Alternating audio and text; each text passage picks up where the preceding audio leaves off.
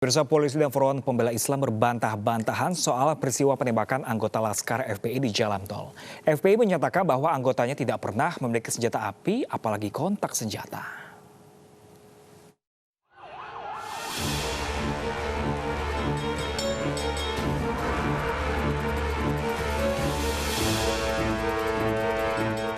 6 jenazah anggota Laskar Front Pembela Islam yang tewas ditembak polisi karena diduga melawan saat pengintaian dimakamkan 9 Desember 2020 lalu. Dari 6 jenazah, 5 dimakamkan di Megabendung, Bogor, Jawa Barat, dan 1 jenazah lainnya dimakamkan keluarganya di Duri Kosambi, Jakarta Barat. Suasana duka menyelimuti pemakaman ke-6 anggota Laskar FPI. Ratusan jemaah mensolatkan 5 korban sebelum dibawa ke pemakaman wakaf yang juga berada di dalam area pondok pesantren. Kelima jenazah yang dimakamkan di lokasi ini adalah Andi Oktiawan, Ahmad Sofian, Faiz Ahmad Syukur, Muhammad Reza, dan Muhammad Suci Kadafi. Tewasnya 6 anggota Laskar FPI menimbulkan perdebatan antara FPI dan polisi, terutama soal kronologi dan keberadaan senjata api saat kejadian.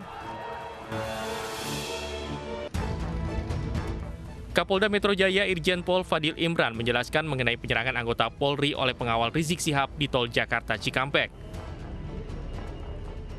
Menurut Kapolda Metro Jaya, penyerangan berawal dari informasi yang beredar di media sosial akan ada massa dalam jumlah besar untuk mengawal pemeriksaan Rizik Syihab di Polda Metro Jaya.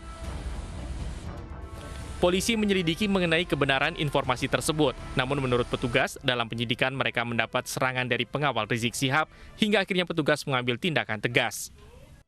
3 anggota Polda Metro Jaya mengikuti kendaraan yang diduga adalah pengikut MRS. Kendaraan petugas dipepet. Lalu kemudian diserang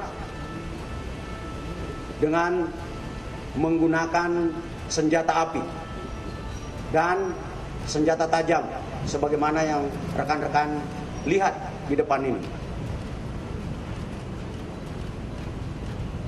Anggota yang terancam keselamatan jiwanya karena diserang, kemudian melakukan tindakan tegas terukur, sehingga terhadap kelompok yang diduga pengikut MRS yang berjumlah 10 orang meninggal dunia sebanyak 6 orang. Saya ulangi, terhadap kelompok MRS yang melakukan penyerangan terhadap anggota dilakukan tindakan tegas dan meninggal dunia sebanyak 6 orang. Sementara itu, Pangdam Jaya Majen TNI Dudung Abdurrahman mendukung sikap Polda Metro Jaya untuk menciptakan keamanan dan ketertiban di masyarakat dan upaya penegakan hukum. Kodam Jaya Jayakarta sesuai dengan undang-undang yang diatur akan memberikan perbantuan Kamtibmas dan penegakan hukum. Tadi yang sudah disampaikan oleh Kapolda, dan Kodam Jaya akan mendukung penuh tentang kegiatan-kegiatan yang dilakukan oleh Polda Metro Jaya. Kami solid dan saya minta yang disebutkan tadi MRS segera mengikuti aturan-aturan dan ketentuan hukum yang berlaku. Ya, kami akan tegakkan bersama-sama dengan Polda Metro Jaya. Terima kasih. FPI pun membenarkan mengenai peristiwa di jalan tol. Dalam pernyataan persnya, pihak FPI menyebut peristiwa itu terjadi saat Rizik Syihab akan menghadiri pengajian subuh keluarga. Dari peristiwa itu, polisi menyita sejumlah barang bukti berupa senjata api dan senjata tajam. Sementara dari 10 orang yang diduga simpatisan Rizik Syihab, 6 orang tewas dan 4 lainnya melarikan diri.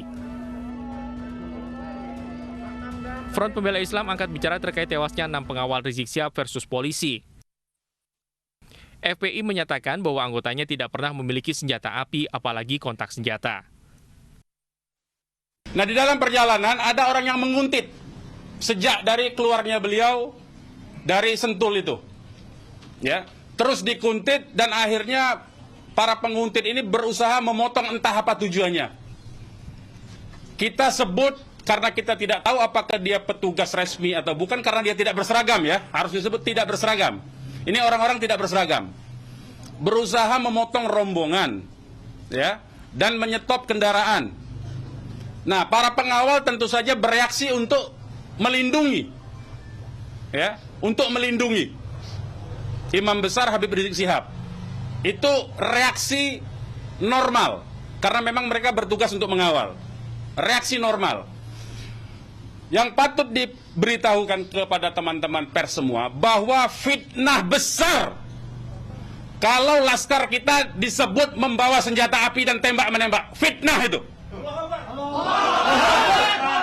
Laskar kami tidak pernah dibekali dengan senjata api. Kami terbiasa tangan kosong. Kami bukan pengecut.